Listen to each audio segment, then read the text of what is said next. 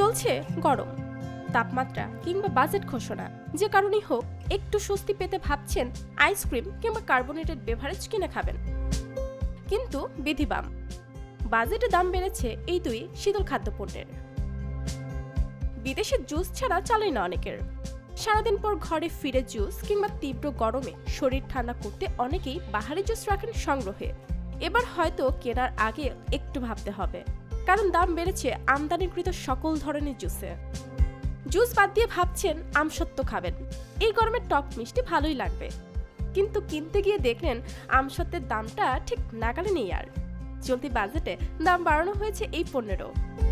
তবে বিকল্প হিসেবে আপনি খেতে পারেন লেবুর শরবত, কারণ দাম কমেছে চিনির, সাথে বিদেশি গুঁড়া দুধেরও। ভাবছেন ছুটির দিনটায় পায়েস কিংবা সেমাই হলে মন্দ হতো না, কিন্তু এদিকে কাজু বাদামের দামেও লেগে গিয়েছে আগুন, কারণ বাজেটে দাম বৃদ্ধির তালিকায় আছে কাজু বাদাম। তবে আপনি চাইলে ফল খেতেই পারেন, জি পণ্যটির দাম কমেছে। ভোজ্য তেলের দাম কমাতে খুশি হয়ে পাকড় আপনি খেতে চাইতেই পারেন, কিন্তু শাকসবজির বাজারে আগুন তো লেগেই আছে। ভাবছেন বিভিন্ন শাকসবজির বীজ কিনে নিজেই হয়ে যাবেন শখে কৃষক। দুধ সংবাদ, এখানেও দাম বাড়ানো হচ্ছে শাক এবং সবজির বীজেরও। তবে ভর্তুকি দেওয়া হচ্ছে পোল্ট্রি, গবাদি পশু আর মাছের দেশি উৎপাদনে, মানে দাম যে কমবে তা বলাই বাহুল্য।